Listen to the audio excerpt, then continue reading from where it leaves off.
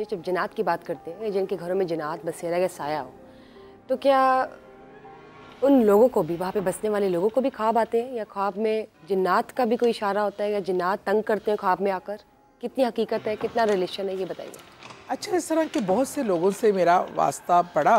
कोई ऐसा वाक़या है तो वो भी शेयर कीजिए। हाँ जी, मेरा ऐसा वास्ता पड़ा कि जिन्हें ना इंडिकेशन होती थी।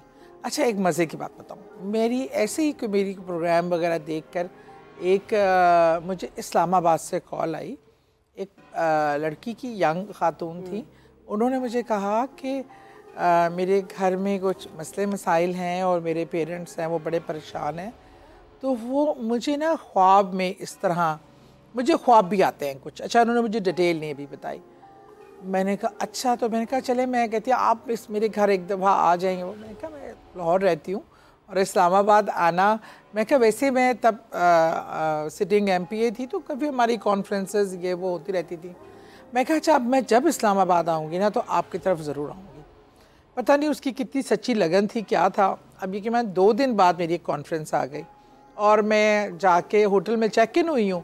पहला फ़ोन ही मुझे उसका आ गया कि आप किधर हैं। मैं बस मुझे आप बड़ी याद आ रही है। मैं हंस के कहा, मैंने कहा कोई बड़ी आपकी दुआ में असर है।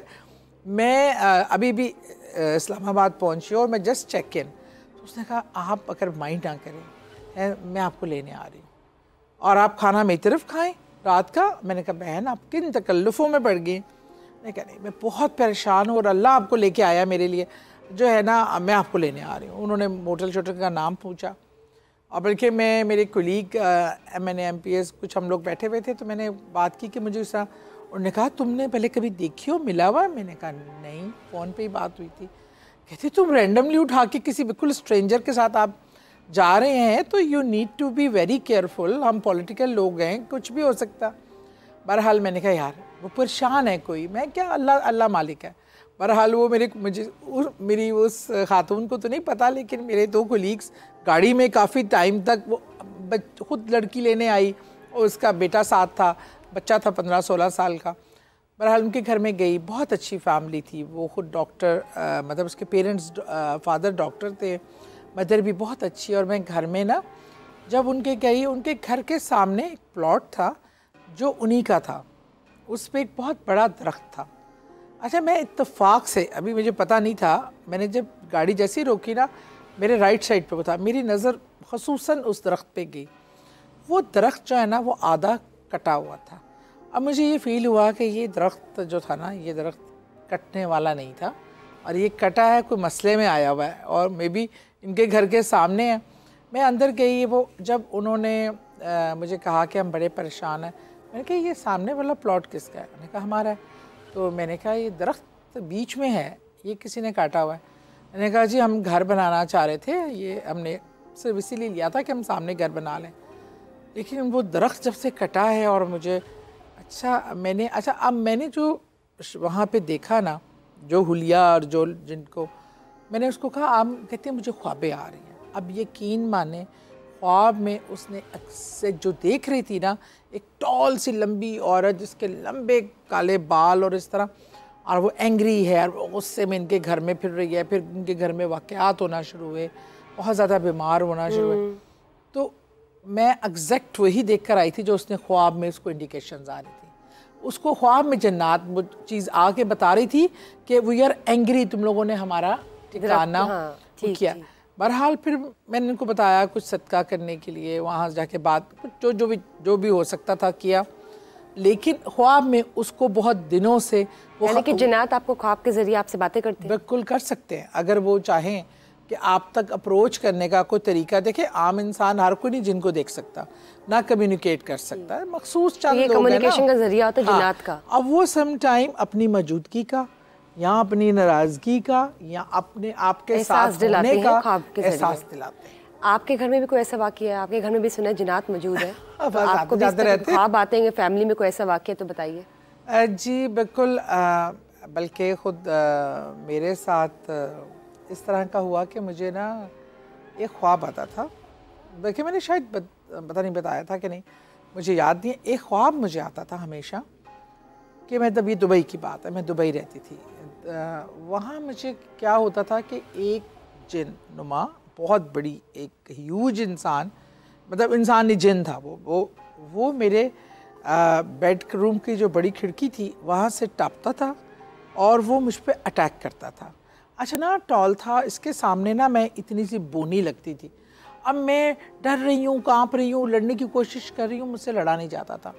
अब ये ख्वाब इतना मसलसल आता था कि मुझे बाकायदा जब मैं उससे लड़ती थी वो अटैक करता था तो मैं निढाल हो चुकी होती थी, उठती थी तो बुखार, तबीयत हालत ख़राब।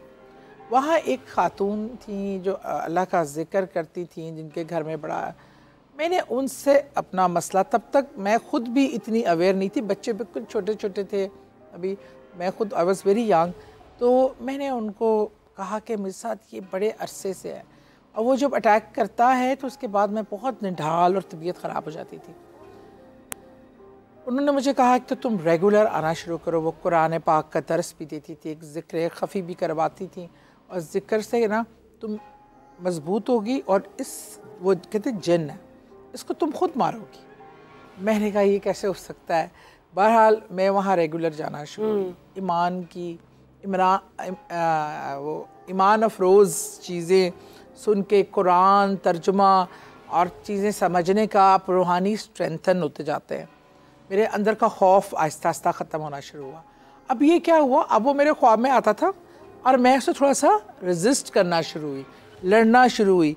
और इंटरेस्टिंगली मेरी हाइट भी ना आहिस्ता आहिस्ता आहिस्ता उसके मुकाबले में आ रही थी। फिर उसी दौरान आई वॉज प्रेग्नेंट और मेरी छोटी सी बेटी पैदा हुई। तो उस तब वो जो आया ना, उसने क्या किया, उसने सीधा मेरी बेटी पे अटैक करने की कोशिश की। अब मेरी स्पिरिचुअल पावर भी आ गई और एक मदर माँ की ताकत भी आ गई। और अब यकीन माने मैंने एक हाथ से अपनी बच्ची को जैसे उससे बचाने के लिए हाथ आगे किया, मैंने एक ही हाथ से उसका गला पकड़ा और अल्लाह अकबर कहती गई और दबाती चली गई। मतलब सोचे एक नॉर्मल हाथ है मेरा और वो इतनी, लेकिन अल्लाह ने मुझे उस टाइम साइज़ भी इस तरह जो मैंने ख्वाब में एक्सपीरियंस किया, ये सब ख्वाब का एक्सपीरियंस है। मैंने उसको गला दबा दिया और वो गिर के मर गया। और जब मैं अगले दिन वहाँ दुआ के लिए गई, मैं क्या बच्ची को साथ लेके गई कि इसको भी, मुझे उन्होंने देखते ही कहा, मैंने अभी एक लफ्ज़ भी नहीं बोला, मार दिया ना तुमने, अब नहीं आएगा कभी। बिलीव करें, तो खुद तुमने मारा ना अपने हाथ से, ईमान की ताकत से, अपनी रूहानी अल्लाह के ज़िक्र से। तो यकीन मानिए मैंने खुद ख्वाब में उसका मुकाबला किया। वो इतना रेगुलर आता था और मेरे दिमाग में कहीं कोई ऐसा चीज़ नहीं थी, वो कोई चीज़ थी जो मुझे नुकसान पहुंचाना चाहती थी। ठीक पर अल्लाह की मदद से उसका तौर ख्वाब के ज़रिए इसको वहीं पे भस्म कर। बहुत मज़े की बातें कर रहे हैं और ये अनएंडिंग टॉपिक है, बहुत से सवालात हैं जो इस वक्त मेरे जहन में है, लेकिन हम इसको कंटिन्यू करेंगे पार्ट 2 में भी। अभी फ़िलहाल before we wrap up the session मेरे 2 सवाल है मेरे जहन में। एक तो आपने मुझे ये बताना है कि जब हम बात करते हैं ख्वाबों की, तो अगर आपको कोई बुरा ख्वाब आता है तो आप उठ के कौन सी दुआ पढ़े ताकि आप वो शैतान को भगा सके।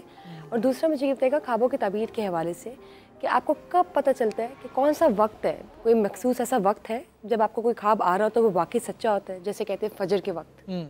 अच्छा, जो मैंने तो आपको जो बताया, तो सबसे पहले सोने से पहले आप आयतुल कुर्सी और सूरह नास, सूरह फलक और सूरह इखलास, ये आप लाजमी पढ़कर खुद पे दम करके सोएं, राइट साइड पे सोएं ताकि बुरे ख्वाब आपको ना आए। अच्छा, और जब भी अगर कोई बुरा ख्वाब आए तो 3 बार आपने लेफ़्ट साइड पे लाहौल पढ़कर और थू थू थू ऐसे 3 बार उसको मतलब शैतान को आपने करना है और कहना है कि इंशाल्लाह अल्लाह मेरे लिए बेहतरीन फ़ैसला करेगा। और इंशाल्लाह और उठ के थोड़ा सा सदका और खैरात अल्लाह ताला के लिए ज़रूर निकालें। अच्छा हो या बुरा ख्वाब हो, ये करना ही करना है। जो ख्वाब याद रह जाए ना उसका थोड़ा सदका ज़रूर दे दें। ठीक है, ठीक है।